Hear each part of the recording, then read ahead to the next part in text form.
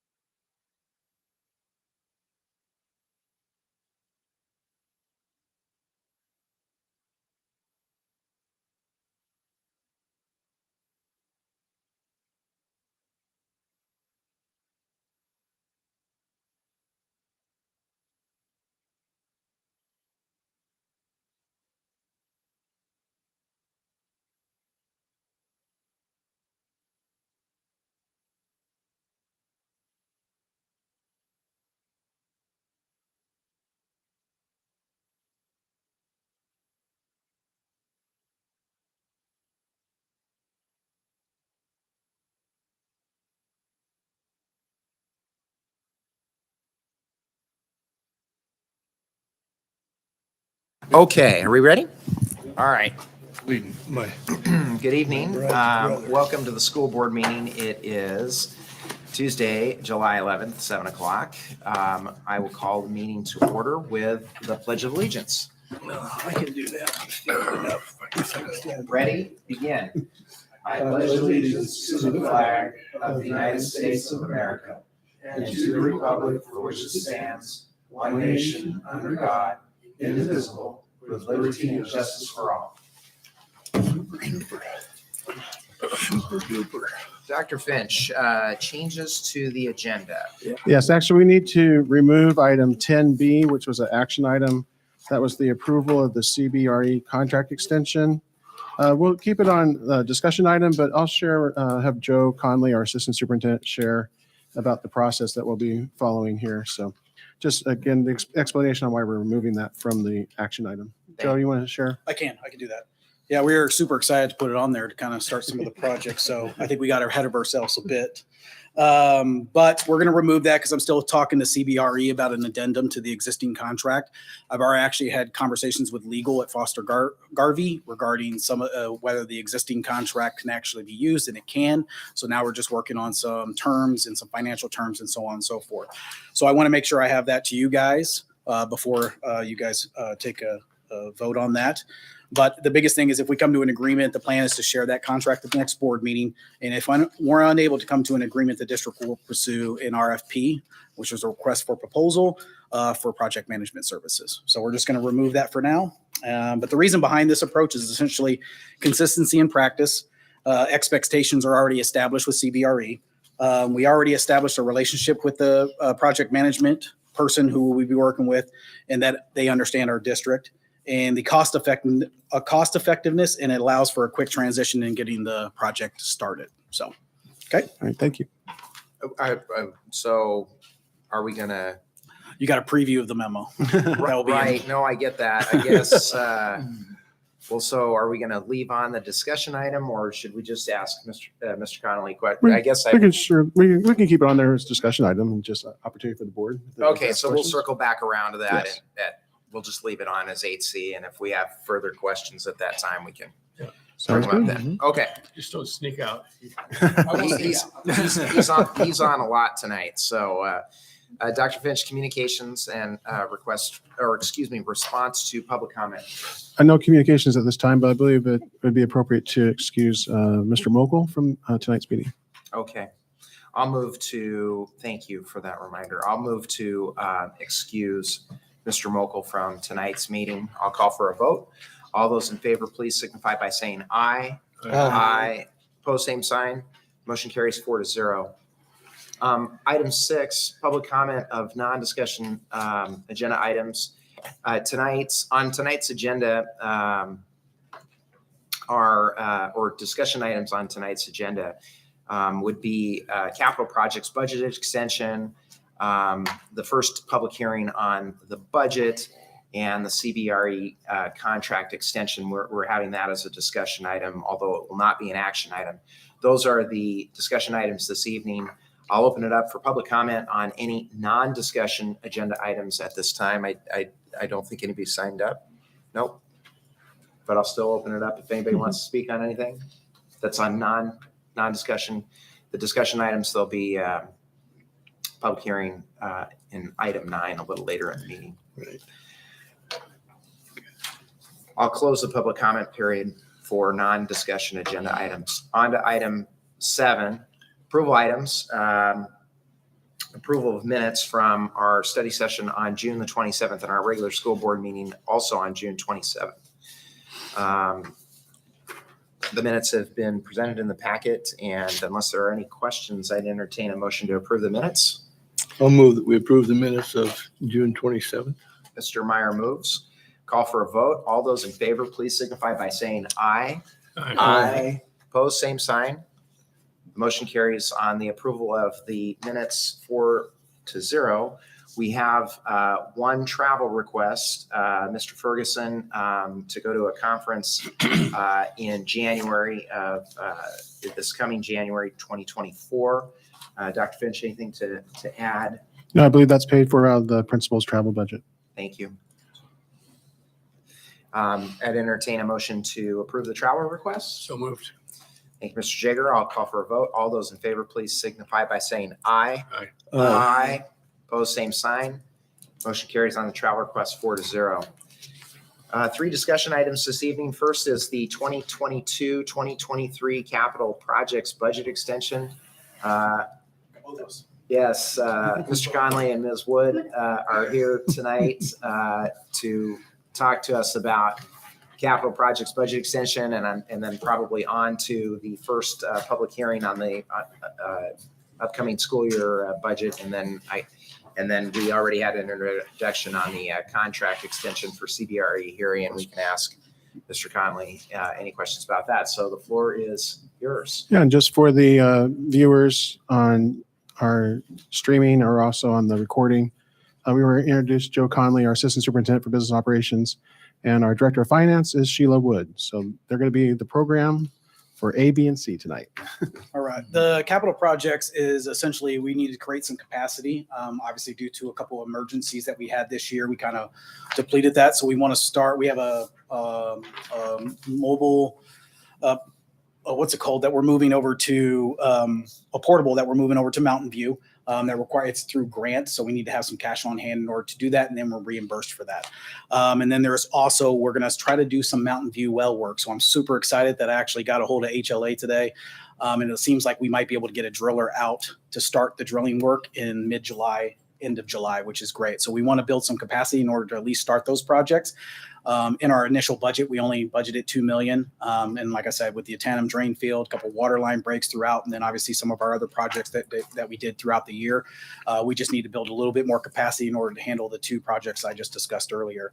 So this budget extension is the first hearing for that. There'll be a resolution that comes in the next board meeting regarding that, but where it's $663,000 added to our general capital projects fund. So I think this is what you said. Could you maybe just slow down just a little I bit can. on the Mountain View portable? Is it we have a portable that we're moving to Mountain View? Is that what I heard? That is correct. Okay, so we're moving. So where's the portable now? At Town? That is actually one of the portables we have at transportation. It's been sitting there for a couple. Okay. So we're actually utilizing the existing. And then you mentioned a grant. Yes. So Save the Children grant is something that Peter applied for, that we're able to work on early learning programs. And so they were able to fund a move of a portable. So that's part of that grant as well. So we'll pay for it up front, and then we'll get reimbursed that through the grant. Great. So pretty excited. Yeah, that's great. Okay. Any other questions on the budget extension for capital projects? No, could you give me that number again? I didn't write fast. 663,000. 663. Thank Yep. you. Of course. I just put 600 plus K. Is there any questions on that? Any other questions? No. Okay, perfect. And then I'm hoping to get that contract for the Mountain View well drilling here pretty soon. So you guys will be hearing about that as well. Great. Next one. All right, now I'm going to turn it over to Sheila. She's going to Is present it- on the budget here. Do you think it'd be good at this point to have the board join the audience so we can see the PowerPoint? Sheila, I'm sorry. would you like the board to join the audience so they can see the PowerPoint? Sure. Yeah, we could. Just as an introductory comment, this is our usual practice to conduct the first public hearing on the 2023-2024 budget. This has been advertised as per Washington state law. And so this is the first hearing. No action will be taken tonight. We will take and receive public comment on the budget tonight, as we will during our next school board meeting in 2 weeks, at which time it will be back on the agenda for final resolution by the school board. Thank you.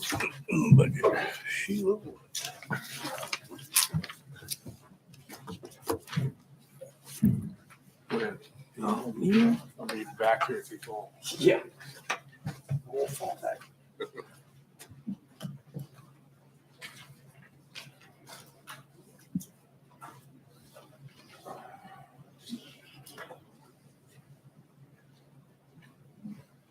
Got some issues going on. I'm not touching it.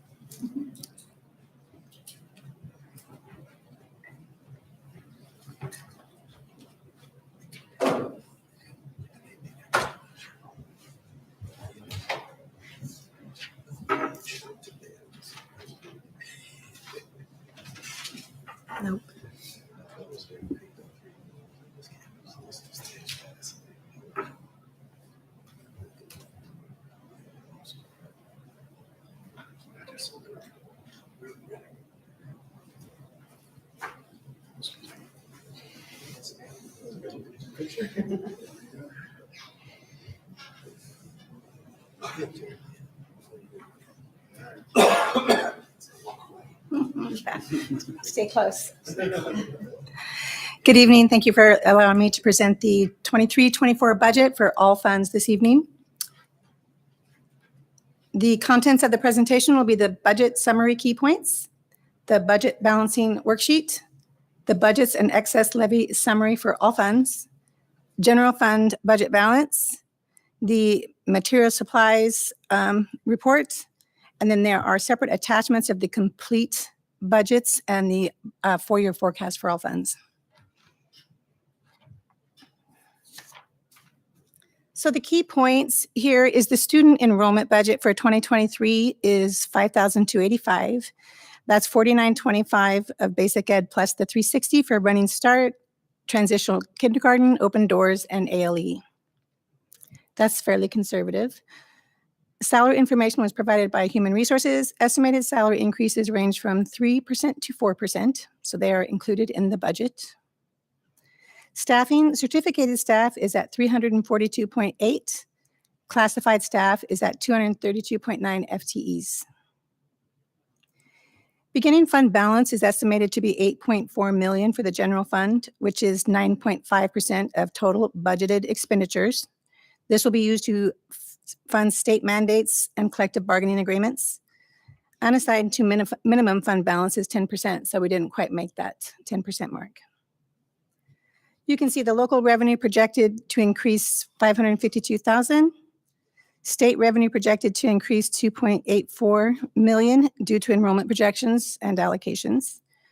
Federal revenue projected to decrease by $478,000. Capacity, we built in $3 million for grants, contracted services, salary adjustments, legal expenditures, carryover, and unexpected expenditures. That's a little bit higher than last year, but we felt it was necessary because there's so many more grants. There's 2 that we've applied for that is at $1 million each, just those 2 alone. We plan on a transfer of $1.2 million. That's in the budget. Don't know that it's going to happen, but we budget it from general fund to the capital projects fund for district-wide projects. A recap on ESSER funds. We have remaining of about $1.8 million, and it is expected to be gone at the end of 23-24. So it's budgeted to be entirely spent. The capital projects fund budget includes estimated expenditures capacity of the $15.9 million. The capital projects budget this year includes capacity for all district-wide projects, leaving an ending balance of the state fund allocation of $6 million. This is just capacity. Keep in mind, we don't know if we're going to spend that. We are just having it so I don't end up having to do another budget extension should we have more projects approved than planned. And then for the debt service, budget includes expenditures for annual principal and interest payments on all bonds and possible bond issuance fees totaling $8.4 million with a total debt ending balance of $61.8 million. ASB fund, revenue and expenditures are budgeted for athletics, classes, clubs, and fundraising for nonprofit activities. Possible use of levy funds to offset any reduction in revenue due to the House Bill 1660, which, as a reminder, that is the waived fees for extracurricular events for qualifying students, which was mandated by the state. And then the transportation vehicle fund, we worked with the transportation director, and we are estimating to expend around $365,000, which provides budget capacity for the purchase of 2 large buses, and we always build in about $25,000 for major repairs. This one is probably a little bit tough to see, and it usually creates more questions than it does answer things, but it's really just an opportunity for you to see that we do take the revenues and we take the expenditures and we reconcile by program so that we know if a program is expected to go over or under, so we stay within our revenues. And to show that prior to the transfer of funds to the capital projects, it is a balanced budget of $58,000 and some change. Is there any questions on that one so far?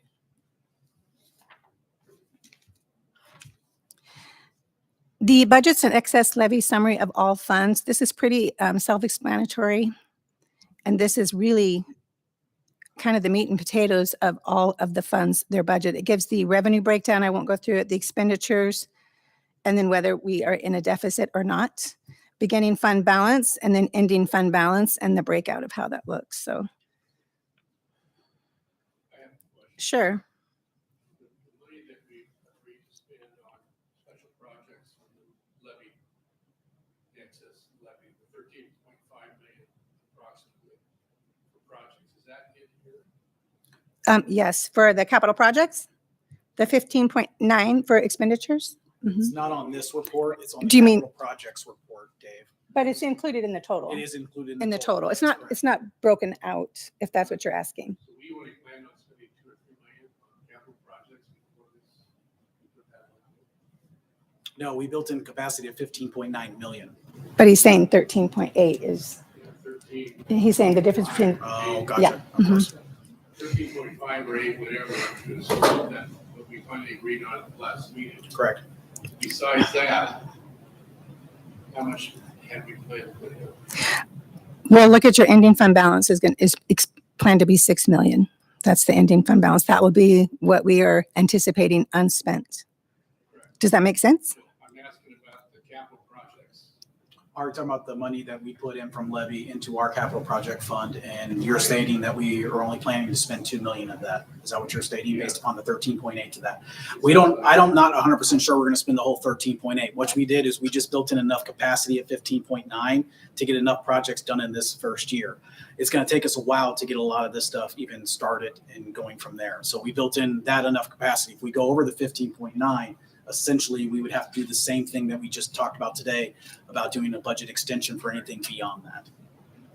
We would have to have some pretty major projects. Projects, what would you spend on capital? Absent these projects, what I would spend on capital, $2 million. You normally put in about 2 million. No, we normally put in one, but we had a capacity because we haven't done much with our fund balance since we started doing the transfer. So we planned on doing 2 million. So we had 2 million scheduled for this year and then 2 million scheduled for next year. Okay, all right, so that Thank you. 13.5 is in here, That's correct. Yes. 13.8, whatever. Thank you.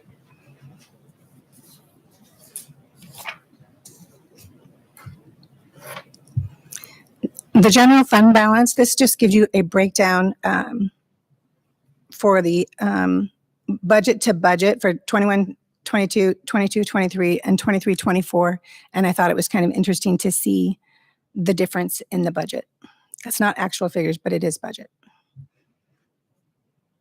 As you can see, we cannot maintain the 10% minimum fund balance. That we cannot do. And our balance goes down significantly. 7.2 is the projected ending fund balance.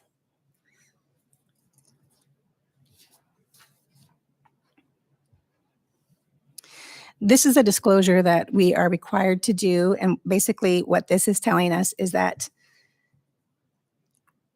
on our OSPI template, we are given an amount for our supplies and operational cost, which is the MSOC. And it wants us to analyze and say, if you're going to spend all of it, if you didn't spend it all, it would want to know why. We never have a problem. We spend far more. And that's just a breakdown to let you know of the difference of what we're allocated versus what we spend. Any questions on that before I move on? So the next portion of this is the general fund four-year forecast. This is tough to do, I'm going to tell you. And so we do the best that we can with it. And traditionally, our enrollment always went up around 2%. So we kind of followed that with our revenue and expenditures and then changed anything that we know to be true. Like, for instance, we know we're not going to have as much federal dollars. So we would make that change. We also don't know what salaries will be negotiated. So it's pretty tough to do. So when you see those ending balances, they can be kind of scary, but that's kind of with the assumption that we wouldn't react to certain changes that we know once we know of them. Capital projects four-year forecast, as you can see, we're planning on spending it.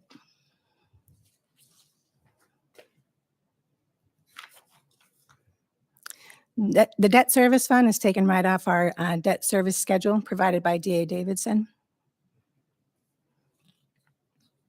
And that allows for payments, and it also we allow for any kind of refinancing expenditures that we might have.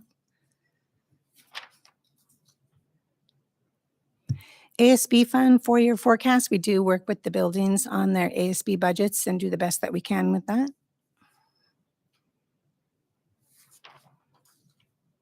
And the transportation vehicle fund. We work with the director of transportation and anticipate some increases in expenditures. And that is the 4-year forecast. That is the complete presentation of the 23-24 budget for all funds. Any questions this year? You're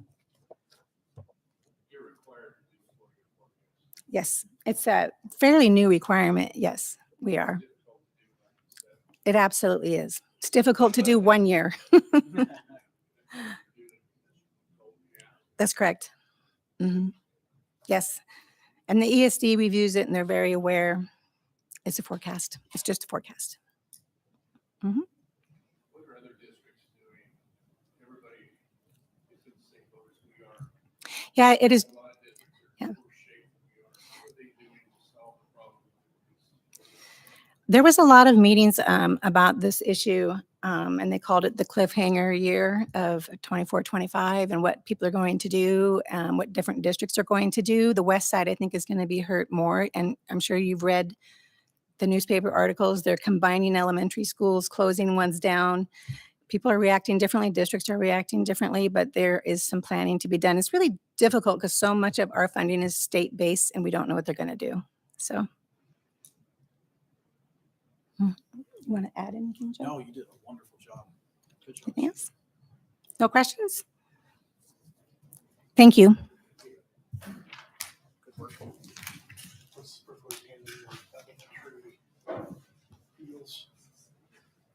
Apple Valley and Cottonwood go back to frame reduced. That's part of the budget reductions. Casey, can you turn that off?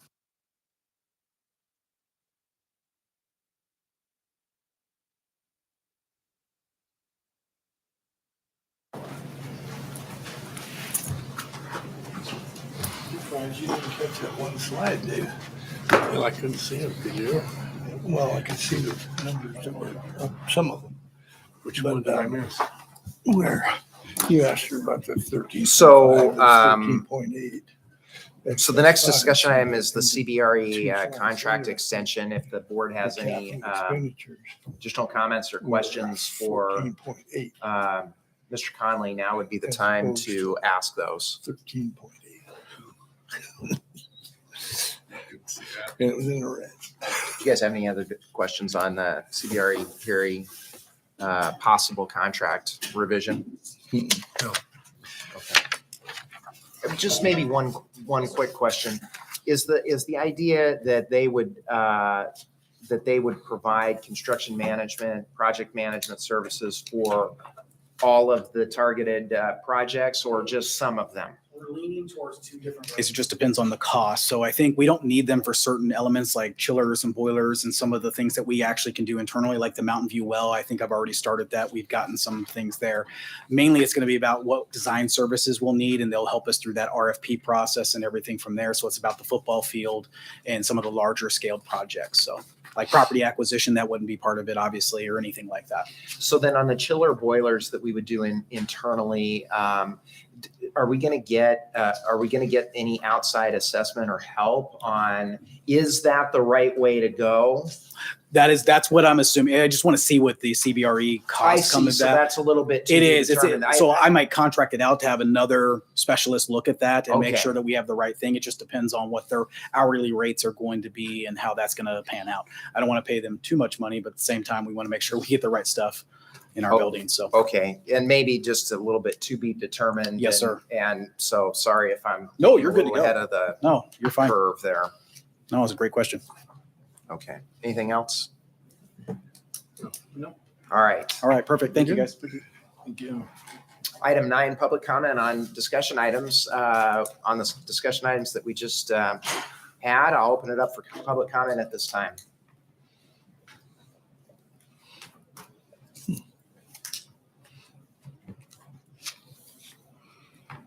I'll close the public comment period.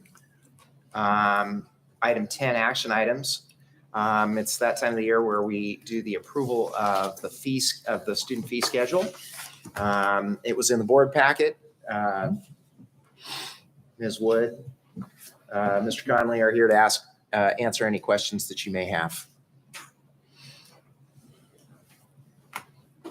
I would like to highlight one thing. You'll notice that Apple Valley and Cottonwood, obviously we were hoping that there would be a nationwide CEP thing that would be able to help all of our schools be on the same level. Unfortunately, that did not come to fruition. So they will be going back to a free and reduced model. So I just want to make sure that that's highlighted there as well. Okay. Thank you. If there are no other questions, we can take a motion on approval of the fee schedule. I do have a question. Oh, sorry. That's okay. Just, and this is the area where we have, I know, I got your message about the parking lot. So I just wanted to bring it up. I'm not opposed to it. I just, for the rest of the public, I raised the question last year about the schedule, the fees for the parking lot for the students. I see that we need it. Don't get me wrong. I would like us to explore sometime down the future an alternative way of raising that kind of money instead of charging students. Or I don't even know. I'm sure I pay it to my family. They go to high school, but I don't even know what it is. But the idea, it's just a concept that I disagree with, that we're charging students for that. And I know other school districts are doing it. I've been doing some talking to other students and districts. I would like us to explore other ways of generating that kind of income in the future. So given this year's maybe a little austere, so to speak, I just want to raise that issue for future consideration. Thank you. Okay, in regards to Mr. Strong's comments, I have looked at it obviously for the last few years and heard about it. And I think that those students who choose to drive to school rather than use our transportation services are utilizing, the area and all those kind of things and costing the district money by not riding the buses. So that fee partially offsets that. And then it's my understanding that the monies that it would not be replacing would go for security on the lot, which is another responsibility that we take on to protect the vehicles that don't need to really be there, that kind of thing. So, parking's never been an issue with me. I think it's just a fee that should continue to be paid by those folks that choose to do that. I think the balance from my perspective is, I just got my calculator out and I put in 500. If you say that there are 500 student vehicles that are charged $35 a year, that's like $17,500. And I guess the question, if we're going to do anything, if we're going to look at this, is say, okay, what's that $17,500 for? What are we using it for? Should we even be charging that? Is it even worth doing? I think we could take a holistic approach to the whole concept. I tend to find myself in the middle of it, but without all of those kinds of all of that kind of information, I feel rather, I know that historically, even when I was going to school here at West Valley, we had a parking fee, but just because that's the way we've always done it, that doesn't necessarily mean that that's a reason to keep doing it. So Mr. Meyer's points are well noted in my mind, and so are Mr. Strong's. And I think that we can certainly look at having a further discussion about that. I guess that's more of an item arising. I appreciate it. And we were obviously with House Bill 1660, as you saw in some of our notes, obviously we were trying to figure out what the impact of that would be. That was a legislative impact, so there was no money coming through. So it really did have a big impact on the ASB. And I do want to remind that we also were getting rid of other fees such as pay to play and those types of things. So we're trying to monitor what exactly those costs are going to be. And I think we're kind of finishing up, I think, our last of levy stuff that's coming through as far as what we covered for House Bill 1660 type of items. And so once we get an understanding of what the true impact is going to be, then we can kind of look at some of the additional fees and kind of approach those and make some decisions going forward. Could it be possible to maybe call up the districts around us and ask what they do for parking fees for high school? Definitely. Just to see how we compare to the other ones. Of course, I could definitely do that. Yep. And along with that, the costs of watching the parking lots? Of course. I can tell you, I just did get our Phoenix security updated contract, so there is definitely some inflation and some increases in costs. So I can tell you the 17,000 will help in that capacity because there is some pretty decent changes in that contract But as then, well. of course, I mean, but then, okay, but in addition to the security, Mhm. I mean, at some point, we're going to have to seal the parking lot, and that's not going to be cheap. Of course. It's huge. Yeah. So, I mean, this is not even close to enough to No. even offset that even a little bit. So, but But every dollar counts. sure. Of course, out there.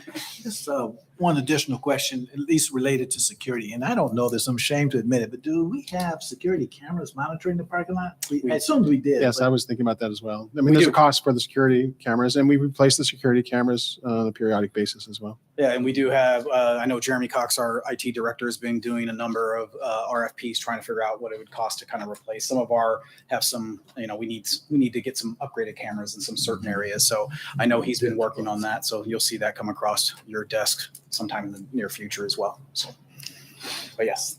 Thank you. Yep. I'd entertain a motion to approve the fee schedule as presented. So moved. Thank you. Call for a vote. All those in favor, please signify by saying aye. Aye. Aye. Aye. Opposed, same sign. Motion carries 4-0. 10B is stricken. Items arising.